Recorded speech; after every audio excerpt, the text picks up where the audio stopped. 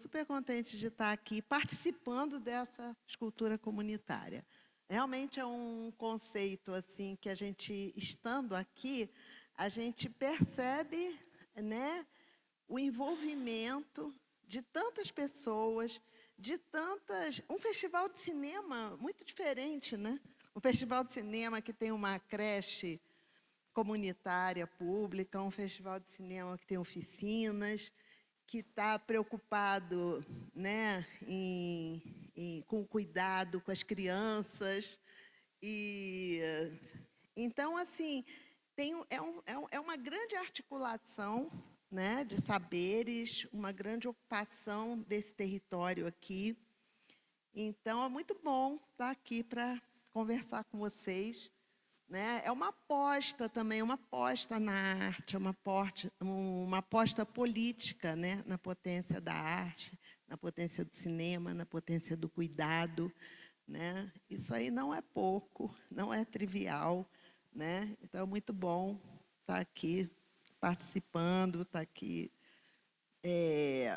trabalhando um pouco com vocês. Eu trouxe algumas ideias para a gente conversar. Eu dei o título da minha fala, Encontros com o Cinema, o cuidado e o cultivo do comum. Foi uma das ideias, foram ideias que foram surgindo nessas conversas que eu e o Pablo tivemos, né, no momento ainda em que o festival estava sendo gestado, estava sendo pensado.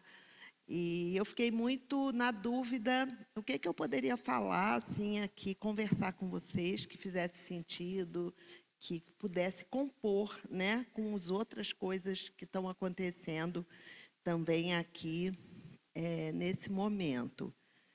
Então, assim, por quê? Porque tanto a questão da arte, quanto a questão do cuidado e da construção do mundo comum, de alguma forma, elas fazem muito parte do meu trabalho. Porque eu não sou do campo da arte, eu sou da psicologia cognitiva. Né? Eu sou professora da UFRJ e tal, e sempre trabalhei com o tema da invenção. Né? Entender o conhecimento como invenção de si e invenção de mundos. Que é uma coisa... o Deleuze fala que a gente só tem uma ideia na vida, né? Às vezes duas. Mas que a gente sempre persegue a mesma ideia. Eu acho que na minha vida acadêmica, e eu acho que também na minha vida, né, pessoal, eu acho que realmente a invenção ela é um tema que segue comigo sempre. Então, eu já passei por essa investigação, essa pesquisa, ela já teve várias modulações. Então, eu passei, por exemplo, estudando muito, pensar a aprendizagem, por exemplo, a partir da perspectiva da invenção.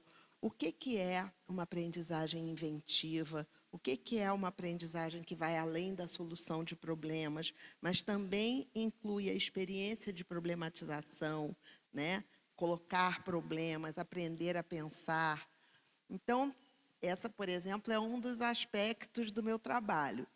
Trabalhei muito com a questão da potência da arte na produção de subjetividade. Quer dizer, também, a arte na sua potência de produzir modos de perceber, modos de sentir, modos de desejar, modos de se relacionar, modos de estar no mundo. Então, o que a arte pode fazer, em que medida ela pode transformar subjetividades, né?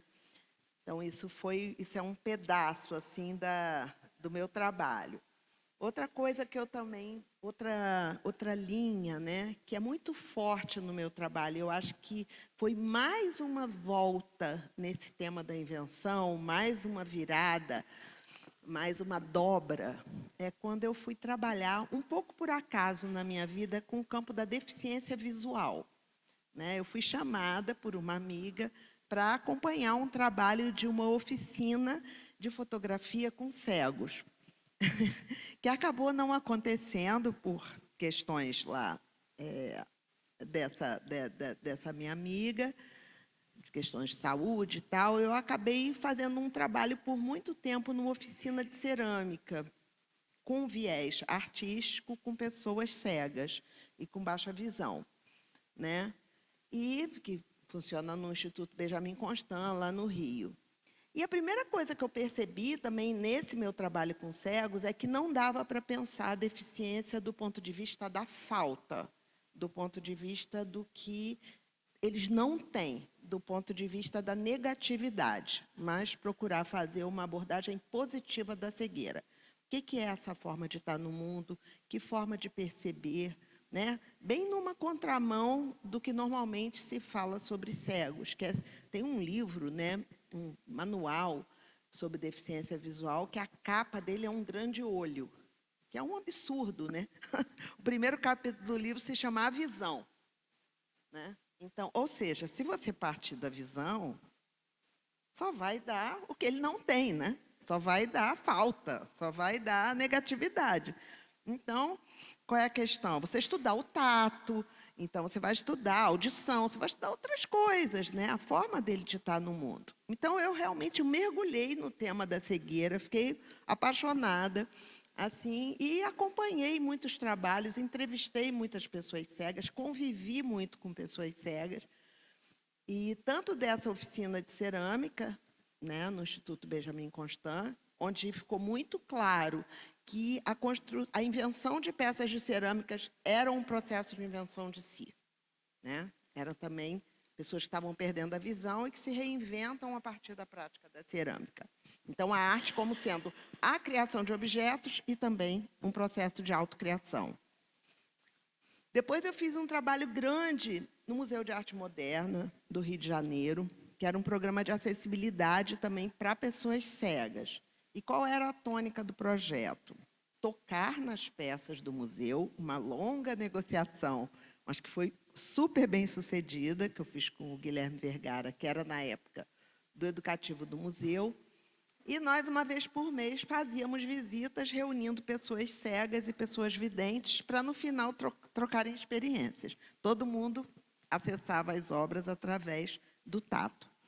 Então, eu estou contando isso porque, assim, essa foi uma chave do trabalho, né? A chave do trabalho era reunir. Não era fazer uma visita só para pessoas com deficiência, só para cegos, ou juntando cegos com pessoas surdas, com pessoas autistas, com pessoas com deficiência intelectual. Não, a questão é assim, o que nós, videntes, podemos aprender com as pessoas cegas? Né? O que o próprio artista, que muitas vezes era convidado a participar dos encontros, o que eles também aprendiam com pessoas que faziam uma exploração da obra, uma percepção da obra com as mãos, né? Então, assim, essa questão de juntar os heterogêneos, de juntar a diferença, da relação com a alteridade, eu acho que isso cada vez foi ficando mais presente assim no meu trabalho, né? De você entender a importância, né? Por exemplo, a importância de pesquisar com cegos e não pesquisar sobre cegos, mas sempre com eles, sempre escutando, sempre aprendendo com eles e não querendo produzir um conhecimento que eles não tinham. Então, eu acho que, assim, essa questão do mundo comum e heterogêneo, né, que é uma formulação do Bruno Latour, é uma coisa que é muito cara para mim. Porque quando a gente fala de vamos criar um comum, vamos criar um mundo comum, a gente, às vezes, confunde a ideia do mundo comum com o mundo homogêneo, né? Onde as pessoas se relacionam, né, por relações de identidade, seja identidade perceptiva, como nesse caso da deficiência visual, ou com relações de raça, ou relações de gênero, ou relações de faixa etária, né? Ou relação ou identidade econômica, né? Quando, na verdade, né, o que a gente quer é, na verdade, construir um comum que inclua a diversidade, né? Esse é o comum. O comum não é o homogêneo. E é engraçado porque, às vezes, a gente acha, por exemplo, o mundo comum que a globalização prometeu, vamos fazer um grande mundo comum, né? Era baseado o quê? Em relações de homogeneidade. Pessoas que criam imagens semelhantes para compartilhar nas redes sociais, pessoas que procuram falar da mesma maneira, muitas vezes falam a mesma língua, né? Então, você acha que para as pessoas criarem um mundo comum, elas têm que ser iguais, né? Elas têm que ter relações identitárias. E, na verdade, o que a gente percebeu com esse processo de globalização, com essa questão do uso, né, indiscriminado do celular, das redes sociais, não sei o quê, que isso só produziu a exacerbação do individualismo, né, e da indiferença, muitas vezes, né, às questões políticas importantes, mais importantes no mundo atual, e produziu mais comunicação e relações marcadas pela violência, produziu mais problemas de saúde mental, né, com adolescentes, com crianças, etc., ameaças à democracia. Então, você vai vendo que essa homogeneização, essa tendência de todo mundo a ser igual, né, ela, na verdade, ela conspira contra o mundo comum. E o mundo comum, qual é a dificuldade, né? É porque ele tem que ser criado. O comum é um conceito político. Ele tem que ser criado, ele tem que ser cultivado, né? Ele precisa de cuidado, né? Então, assim, eu acho que aqui, a preocupação, né, desse festival, dessa escultura comunitária, é um pouco essa, né? Criar um comum através de relações de cuidado, né? Construindo politicamente essas relações que comportam a heterogeneidade. Então, você fala de partilhas de saberes diversos, não só dos saberes, né, acadêmicos, né, dos artistas, etc., mas os saberes, né, variados, diversos, que podem se aproximar e devem compor, né? E esse cuidado também, né, a gente sabe que esse cuidado envolvido na criação de um mundo comum não é um cuidado naquele sentido romântico, aquele cuidado cor-de-rosa, onde tudo dá certo, onde só temos afetos bons. Não, o cuidado é político, né? Então, ele inclui tensões, ele inclui conflitos, né? Você tem que gerir, muitas vezes, arestas nessas relações, né? E é isso que faz dele interessante. E, por último, o cuidado não é alguma coisa que você dá. O cuidado sempre envolve reciprocidade. Sempre você cuida, você vai cuidar e ser cuidado, acolher e ser acolhido, tocar e ser tocado, ensinar e aprender, olhar e ser olhado, falar e escutar, ser atento e ser atencioso ao outro. Relações de atenção conjunta, né? Então, sempre marcadas pela dimensão de reciprocidade. Primeira coisa que a gente tem que aprender sobre cuidado é essa questão da interdependência. Quando você acolhe um bebê, o bebê também te acolhe. Né? Você se sente acolhido também ali. Então, não é alguma coisa só que você dá, né? É coisa que você também recebe e que você, muitas vezes, tem que trabalhar nesse sentido da gestão dos conflitos, porque o cuidado é político, o cuidado não é garantido, o cuidado não é alguma coisa romântica e cor-de-rosa, né? Então, acho que isso são questões assim que eu acho que, né, nos tocam aqui nesse momento, né, nesse festival que, de alguma forma, está juntando arte com cuidado. Bom, por último, a questão da atenção, né? Por último, assim, né?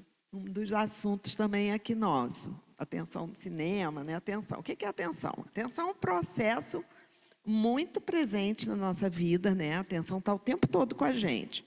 Quando você vai atravessar a rua, quando você vai assistir uma aula, quando você vai conversar com seu amigo, quando você para olhar para o teto, quando você está criando, tudo que você faz na vida envolve a atenção. A atenção é um processo que está sempre conosco, né? E ele está muito ligado às práticas de cuidado, porque muitas vezes cuidar é ser atencioso, cuidar é dar o seu tempo, é dar atenção. além de receber também, né? Mas a atenção, ela pode ser controle também, né? Eu escrevi um livro com a Luciana Calimã, que é uma amiga que também gosta muito desse assunto da atenção, e a gente deu o título do livro A Atenção na Cognição Inventiva entre o Cuidado e o Controle. Por quê? Porque cuidado e controle não são duas coisas separadas. Excesso de cuidado pode virar controle, e uma prática de controle pode ter uma dimensão de cuidado também. Então, você pode rapidamente, muito facilmente, passar de uma coisa para outra. E tudo isso tem a ver com a atenção, né? Então, tem a Isabelle Stanger, ela fala assim, que a atenção é uma arte, que ela pode ser remédio ou pode ser veneno, dependendo dos rituais e dependendo das quantidades. Então, dar muita atenção pode ser ruim, assim como não dar nenhuma atenção, né? Ou querer controlar também, isso pode ter uma dimensão de cuidado. Então, isso tudo mostra que a atenção também, existe uma ética e uma política da atenção, né? Quando você dá atenção, você tem que pensar do ponto de vista ético e político também, assim como na questão do cuidado. Isso até tem a ver com a questão da atenção, porque, na verdade, a atenção é um processo que não tem conteúdo, né? Ela é um processo que está sempre acoplado a um outro. Então, eu posso falar de uma percepção atenta, de um pensamento atento, de uma fala atenta, né? De uma escuta atenta. Mas a atenção em si, ela é uma atitude, ela é um ethos, né? Ela não é um processo que tenha um conteúdo, ela é o modo como eu percebo, o modo como eu aprendo, o modo como eu penso, né? E ela tem sido um processo muito visado hoje em dia, né? É interessante que tem dois assuntos que estão em todo lugar: o sono e a atenção. A atenção, se você falar nas famílias, né? Na escola, né, no campo da saúde, se você for numa mesa de bar, numa roda de amigos, todo mundo tem alguma coisa a falar sobre atenção. E eu não presto atenção em nada, eu estou super desconcentrada, eu não consigo focar, eu esqueço tudo. Então, assim, a atenção, ela tá muito, vamos dizer assim, existe a presença das redes sociais, do celular, nas nossas vidas, né? Foi alguma coisa que mudou completamente o nosso regime de atenção. E, por outro lado, existe nas escolas e na saúde, né, uma proliferação desse diagnóstico de TDAH, que vem junto com a medicalização da infância e a medicalização da vida, que a gente não pode achar isso uma coisa natural, né? Que toda criança tem que tomar Ritalina antes de ir para a escola para poder aguentar a aula, né? Então, você tem que pensar em outras alternativas, mas é uma concepção, porque quando você dá o diagnóstico de transtorno de déficit de atenção, né, você colocou aquilo como um problema individual, como um problema daquele aluno, e não como um problema, né, que tem a ver com as práticas pedagógicas, ou que tem a ver com o próprio ambiente familiar, né, com o próprio uso que ela pode vir a fazer dos dispositivos, né, muito precocemente do dispositivo do celular, etc. Então, ninguém tem culpa.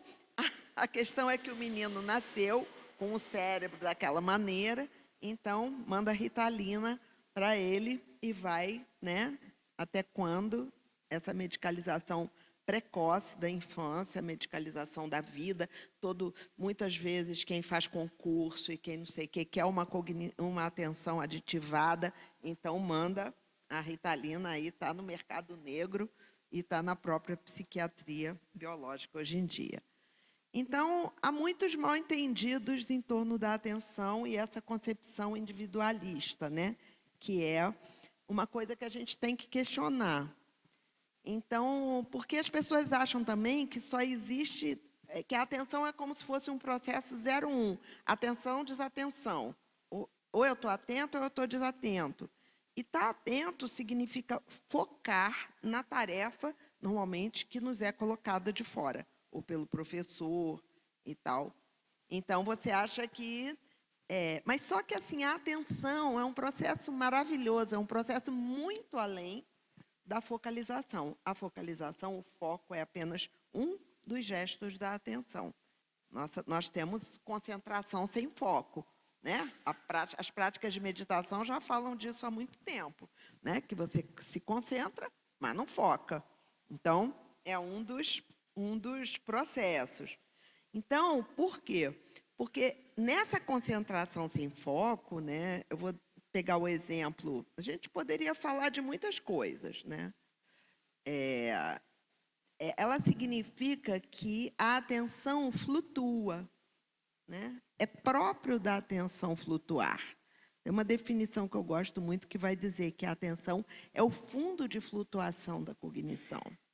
Então, o próprio da atenção não é focar, o próprio da atenção é flutuar. Ela é o que, na nossa cognição, faz com que justamente ela seja flexível, ela module, né? Ela possa estar mais ou menos, ela possa estar de diferentes maneiras, né? Ligando a nossa vida. Mas, normalmente, quando eu acho que tudo é questão de foco, eu digo assim, não, o menino precisa ter atenção para aprender. Se ele não tiver atenção, ele não aprende. Então, a atenção, a focalização fica sendo uma condição para a aprendizagem, né? Mas, na verdade, quando você observa uma criança, né? Eu pensei, já comentei muito sobre isso, uma criança brincando com a água, né? Por exemplo, pode ser a água que cai de uma torneira, pode ser água do chuveiro, pode ser água de uma mangueira, pode ser uma poça d'água, pode ser água do rio, pode ser a água do mar, né? É uma coisa incrível, porque é um processo... Hoje eu estava vendo na creche comunitária ali a areia, né? A relação com aquela areia fina, com aquela areia maravilhosa. A criança, ela fica ali em extrema concentração, né? Só que é uma concentração que não tem foco. Ela vai investigando aquele fluxo. Então, ela investiga a água, ela bota o dedo, ela vê aquele acoplamento da mão, do dedo, como é que acontece. Ela é extremamente... Ela tem uma atitude de investigação. É a criança cartógrafa, né, que a gente diz. É a criança que quer entender aqueles fluxos, né? E na verdade, ela não está ali exatamente focada. Por quê? Porque junto com aquele processo exploratório de conhecimento, extremamente concentrado, ela puxa a imaginação, ela puxa a memória.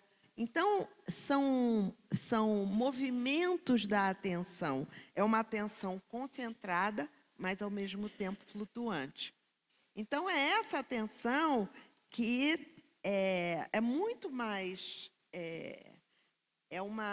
ela caracteriza muito mais qual é a natureza da atenção do que a ideia de um foco de luz, né? Que muitas vezes se usa essa metáfora. O mundo está aí, você tem que focar. Não, você tem que deixar o mundo modular e modular com ele, né? Essa que é vamos dizer assim, é a natureza da atenção, né? E então o interessante é quando justamente a atenção ela se acopla com processos de criação, né? Então, por exemplo, quando eu leio um livro, é a mesma coisa. Eu estou ali, mas eu não estou. Eu posso ler um romance, por exemplo. Eu fico um tempo lendo. Eu não estou focado, eu estou concentrado. Mas eu posso parar, levantar meu rosto, olhar para o teto, pensar numa outra coisa, pensar num livro que li, pensar numa memória que eu tenho, imaginar alguma coisa diferente. Então, são modulações da atenção de extrema concentração, são muito importantes nos processos de criação, que não se identificam com a ideia do foco, que você quer que a criança tenha o foco na tarefa para responder e solucionar o problema, né? E então, assim, pensando um pouco, trazendo um pouco para a questão da experiência do cinema, né, que acho que é um pouco a questão do festival também, né? É, preocupado com a hora. É, vou falar um pouquinho. Então, é muito interessante a gente pensar a, a sala de cinema como um ecossistema, né? Que você tem uma perspectiva individualista da atenção e você tem uma perspectiva ecológica. Do ponto de vista ecológico, você vai pensar em termos de ecossistemas. Então, a sala de aula é um ecossistema, essa sala aqui é um ecossistema, a praça é um ecossistema. Então, no caso do cinema, o que que a gente observa, né? A gente observa que existe uma atenção imersiva, né? Porque o próprio ecossistema da sala de cinema, ela já foi pensada um pouco para a sala escura, por exemplo. Ela tem um pouco a função de desconectar a nossa atenção temporariamente do mundo externo e você se entregar à experiência do filme, né? Então o espectador ele fica sentado exatamente entre a fonte luminosa, né, que projeta o filme e a tela. Então ele vai ali, ele foi pensar, a sala foi pensada um pouco para produzir essa desconexão temporária e para possibilitar essa, essa experiência imersiva que entra em relação com os afetos do cinema, do filme, com a história, com as sensações que ele produz e tal. Então, sozinho no Netflix ou numa plataforma qualquer dessas aí, em que, ao invés de ter esse recolhimento da sala escura, que te favorece, então, uma atenção mais flutuante, até mais reflexiva, né? Você está sentado assistindo um filme, mas aí você resolve comer alguma coisa, aí você se levanta, aí você chega uma mensagem no celular, né? Porque hoje a gente assiste filme em casa com a chamada segunda tela, né? Ao mesmo tempo que tem uma tela onde o filme está sendo projetado, tem o celular do lado. Então, muitas vezes você interrompe a sua experiência com o filme para poder ler uma informação sobre o filme. Que ano foi feito esse filme? Quais são os outros filmes desse diretor? Como é que é o nome dele mesmo? Qual é a nacionalidade? Onde é que é essa cidade que ele filmou? E você começa a se, a se desconectar daquela conexão que a sala de cinema favorece, né? Então você vai buscar informações sobre o filme. Então você sai da experiência para puxar a informação. Então, na verdade, você vai tendo desconexões sucessivas. Então, completamente diferente você vê um filme no cinema e você vê um filme em casa, né? Nessa telinha. Também não tem nada a ver com a experiência da atenção no videogame, que já é um outro tipo de atenção que eu não vou entrar aqui para a gente poder ir fechando aí, para poder ter um lugar também para a gente conversar um pouco. Mas eu acho que assim, além dessa questão do dispositivo, né, da sala escura, do ecossistema específico, eu acho que tem também a experiência do assistir junto o filme, né? Fazer alguma coisa junto. Porque é claro que esse fazer junto tem, que é uma experiência compartilhada, ela tem graus de partilha, né?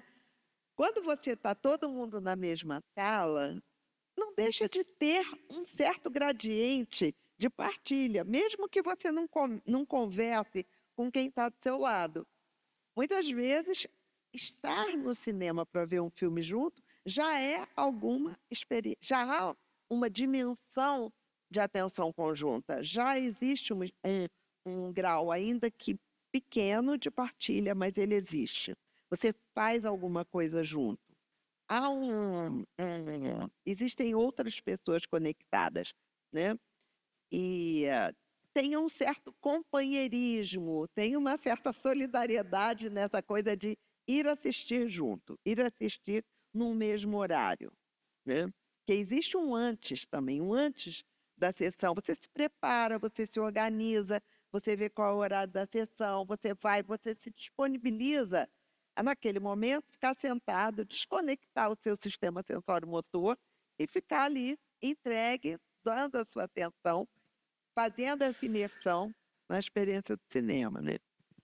E dessa captura duradoura, né, da atenção. Agora,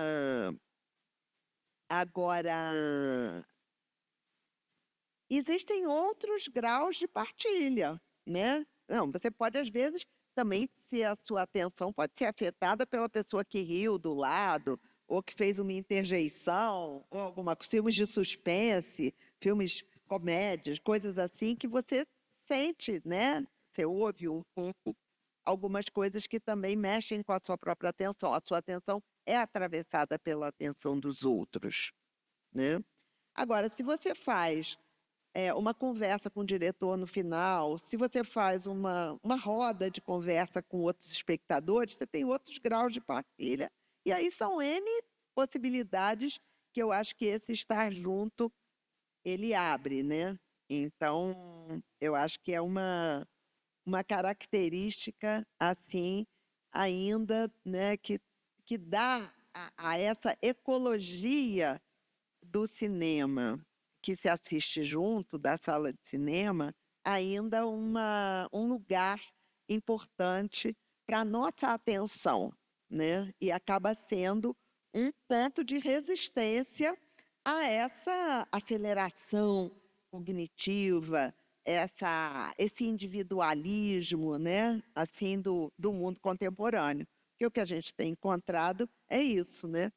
Eu acho que também, é claro que eu estou falando de filmes bons. Eu falei, como entrar nessa discussão, né? Porque você tem filmes que são filmes videogame, né? Que você vê, até os jovens veem hoje na velocidade 2.0, né? Que é uma coisa muito louca, mas eles veem, eu não sei, ela riu, ó. Tem gente que acelera, série principalmente, né? Eles assistem rápido, né? Então, se o diretor pensou numa certa velocidade, numa certa desaceleração, aquilo vai por água abaixo, porque o negócio é ver o próximo episódio e mais um, e maratonar, e não sei o quê, e ver rapidamente o filme para assistir o próximo, né? Agora, se você fala o que é um bom filme, assim, do sentido bem simples, né? Bem direto, assim, com o tempo que a gente tem, mas eu pensei assim, um bom filme é um filme que te afeta, né? Que você sai do cinema, mas o filme continua com você, né? Às vezes é uma cena, às vezes é um fragmento, às vezes é uma sensação, né? Que você sai. Uma coisa muito difícil que eu acho, às vezes, quando você sai do cinema e alguém fala assim, o que você achou do filme? Você fala assim, calma, eu nem sei ainda o que eu... Você ainda está muito sob o impacto. Então, existe um depois do filme, existe essa preparação para ir, mas também existe um depois. Que é muito bom poder também preservar isso, poder cuidar, poder, né, ter esse tempo de reverberação, tempo de ressonâncias, esse tempo que vai te fazer pensar. Eu acho que esse é o filme com o qual realmente você tem um encontro. Acho que quando você vê muito rápido, que você não está prestando muita, não está muito se entregando a um filme porque você já quer ver o próximo, né? Eu acho que isso é um falso encontro, né, com o cinema, ou não encontro. Eu acho que o encontro é aquele que realmente é transformador, é aquele que é marcante, né? É aquele que fica com você, que vai mexer, que vai ficar na sua memória, que vai ficar, né, mexer com a sua imaginação, que vai transformar muitas vezes o seu modo de pensar, o seu modo de se colocar, a sua posição ética, política frente a determinadas coisas que você não conhecia e que chegaram a você através dessas sensações. Obrigada.